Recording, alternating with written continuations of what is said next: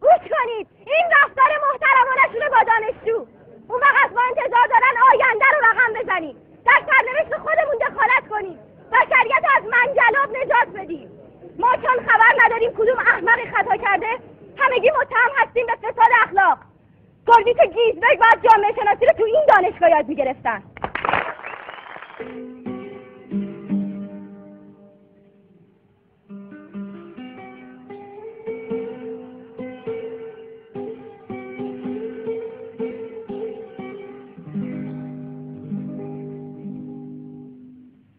بله اتفاقی که خواستن دولت قانونی و ملی دکتر مصدق رو ثابت کنن.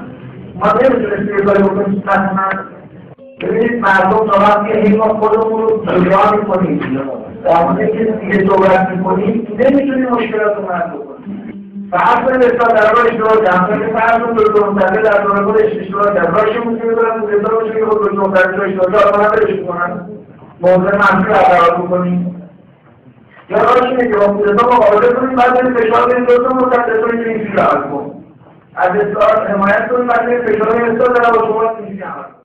چون جوون چرا نمیدین حالا مدنی درست کنیم؟ مگه اطراف که این کشور را افتادن مگه همون 60 ساله هم میتونن اصلا هیچ درست کردن؟ اطراف برای عزیز دل من برای که بگید که شما افزاری بالا تقسیم اما ما اون که از ایمان به دایناسورها رو اندرازه این منطقه با شما جوون هست اگه میخوایم درست باشیم ما این محیط درست نمیشه چون این محیط از دریتر به این ثابت کنید منطقه خطا کردن هیچ چیزی بیشتر از این نمیدونم چجوری باید سیف کنید دوستان توی جوان توی کشوری زندگی میکنه روزانه چند ساعت مطالعه میکنیم تجربه رو کدوم کشور رو بررسی کردیم تاریخ خودت چقدر خوندی اگه بخواد درش نجات پیدا کنی اگه منتظر هستی یه سیاست خیلی بیاد از آمریکا یا از موجوده داره استفاده جدید که درست کنه که امکان نداره درست کنه میخواید همین رو ادامه بدیم خوب ما که دیگه خوب یا بد دیگه آخره کاریم ما که دیگه نداریم ولی شماها جوونید رو به آینده‌ای گل زندگی مال آینده است همه تو باید که گل زندگی مخاطره است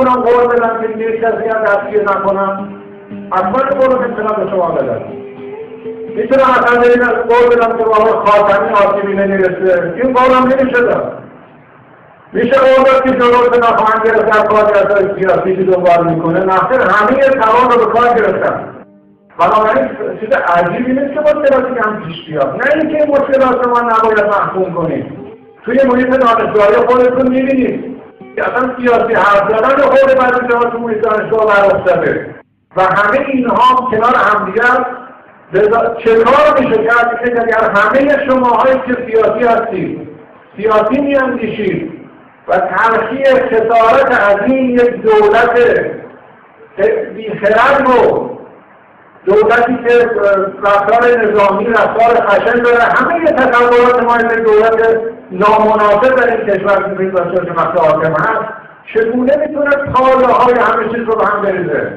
این دولت به اندازه‌ای با بخش با شرکت‌های خصوصی مبارزه میکنه که با انجمن‌های سیاسی شما مبارزه میکنه و همون اندازه مبارزه میکنه چون منتظر اونم باید از بین بره اینجا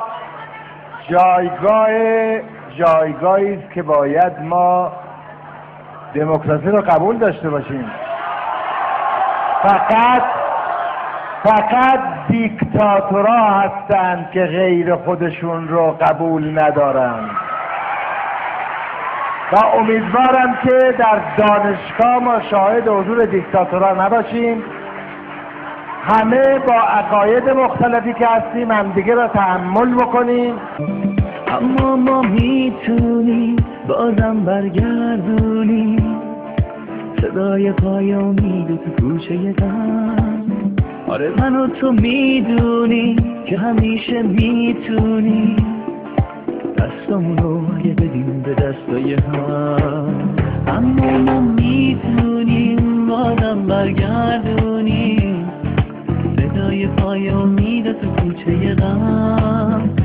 من و تو میدونیم که همیشه میتونیم دستامونو اگه بدیم به دستای هم.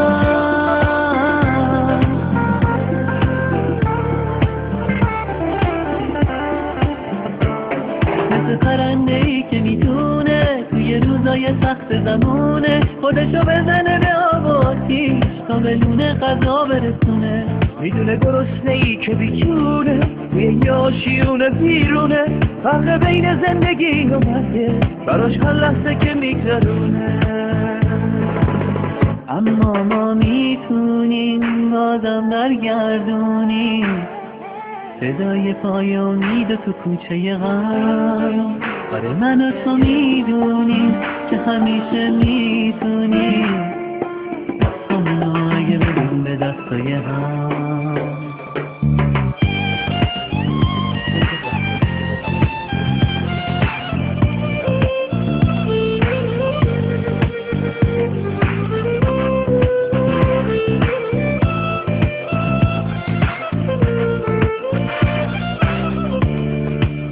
اما ما میتونیم بازم برگردونیم صدای پای امید تو کوچه هم.